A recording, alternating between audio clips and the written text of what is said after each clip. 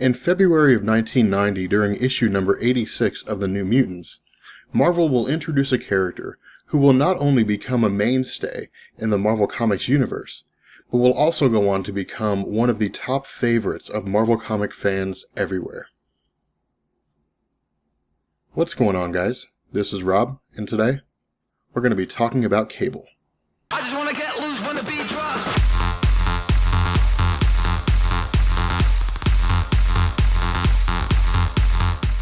So, Cable is one of these examples of what happens when people mess around with time. Cable is, for all intents and purposes, a paradox. He is the result of his own actions, and I'll explain what that means here in a second. But one of the more intriguing aspects of Cable's personality is that Cable is guided by one absolute desire over all others, and that desire is to kill Apocalypse. Now, before we get too far into this, we really need to lay out some concepts and some individuals with regards to the relationship to Cable, because Cable kind of came about due to the actions of a handful of people. The first concept, I guess, that we need to discuss is something called the Techno-Organic Virus. The Techno-Organic Virus is exactly what it sounds like, unless you're thinking that it sounds like a virus that makes you dance to techno music. The Techno-Organic Virus is a virus that consumes organic tissue at the molecular level and basically converts it into metal. There's a little more to it than that, but for the sake of our discussion, we'll go ahead and leave it there. Now, as far as the individuals, of course, first and foremost is the person we already discussed. That's Apocalypse. Apocalypse is really kind of the reason why Cable is where he is in life and kind of why Cable has the mindset that he does. Apocalypse is really kind of the person that set it all in motion after, of course, Cable himself. Now, the next person is Mr. Sinister. And Mr. Sinister is someone that has not been featured in the Marvel Cinematic Universe, which is a little disappointing because he's a very interesting character.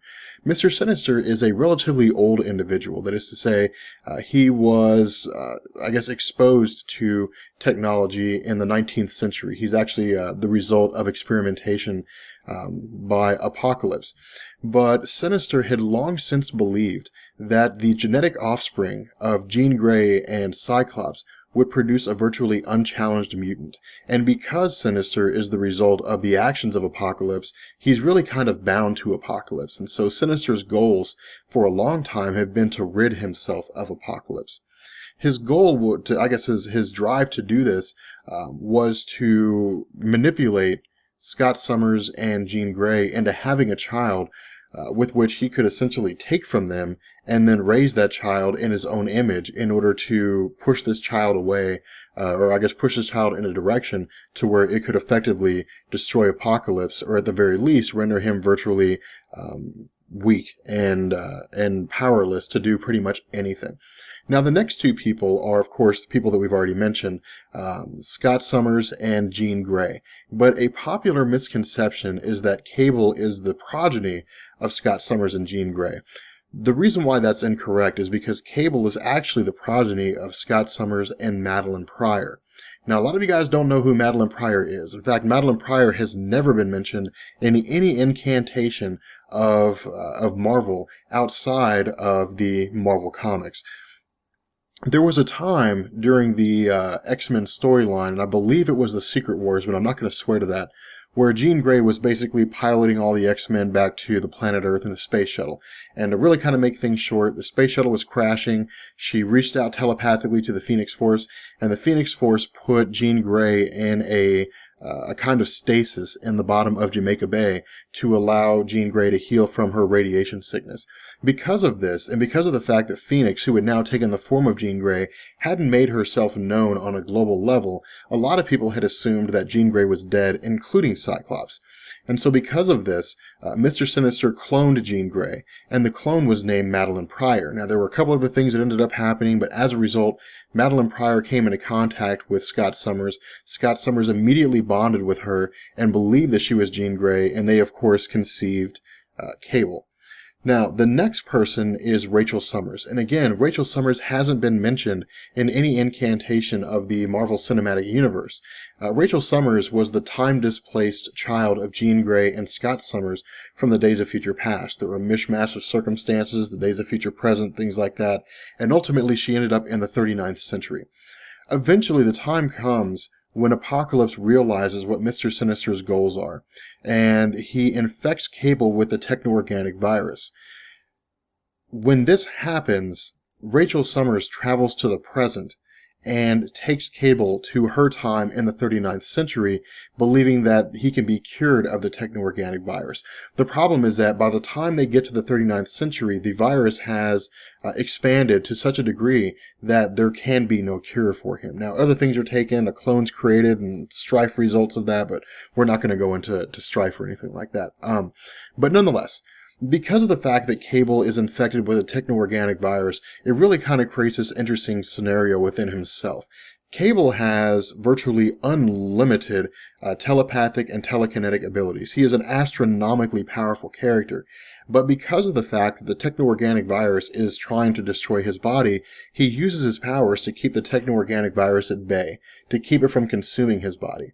And so that's what makes him kind of interesting. He can do all these amazing things with his powers if it just weren't for the techno-organic virus infecting his body. So when I say that Cable is a paradox, here's what I mean.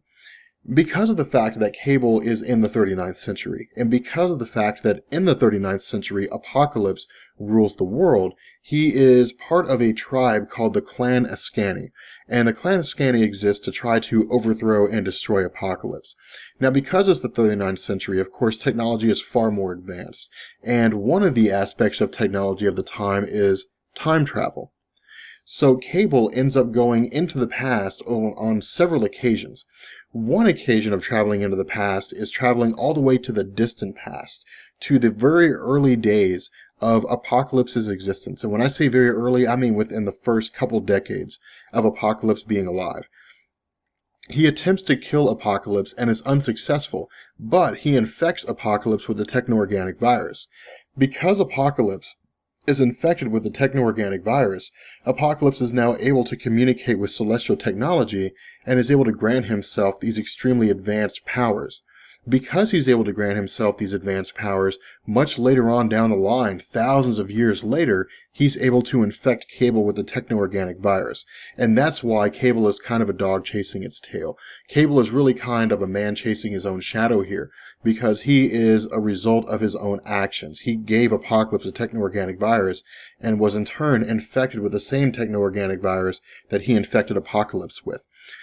When it comes to Cable on an individual level, what he lacks in power, he makes up for with technology. Of course, being from the 39th century, as we've said, his technological advancements are far greater than they are in the current time stream. So he has super advanced weaponry. He has Greymalkin.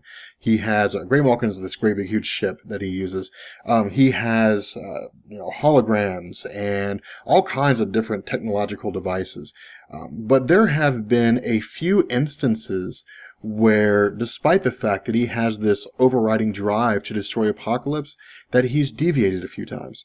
When it comes to the relationship between Cable and Apocalypse, it can be best compared, I think, to the relationship between Terminators and John Connor. And I know it sounds a little weird to make that comparison, but if you give me a minute, I think it'll all make sense. With the Terminators, every single Terminator, no matter what it's programmed to do, has a single program which says, if you see John Connor, kill him. And if this program is initiated, it will override everything else. So you could have a Terminator that's designed, for whatever reason, to just bang its head against a wall. I mean, we're just using that as an example. And that's all it does all day long, is bang its head against a wall. But if John Connor happens to walk by, it'll immediately stop and try to kill John Connor. With Apocalypse and Cable, it's a lot of the same way. Now, of course, Cable isn't so single-minded that his drive, no matter what it is to always kill Apocalypse. But every act that he commits, every team that he joins, every storyline that he gets engaged in is always on the way to trying to find a way to kill Apocalypse. And it's for this reason that he's always in a state of flux with Apocalypse. It's for this reason that he is always kind of in this mental battle between the situation at hand, where he has to be an ally with Apocalypse, and his drive to kill Apocalypse that makes him so intriguing. In addition to the fact that Apocalypse is a very intriguing character in and of himself. And so for the most part, when you see a crossover storyline where Cable appears, there's a very good chance that Apocalypse is going to show up, and everybody loves to see him. So, with that being said, I'm going to go ahead and bring this video to an end. I hope you guys enjoyed it. If you did, let me know, and I will catch you guys later. Peace.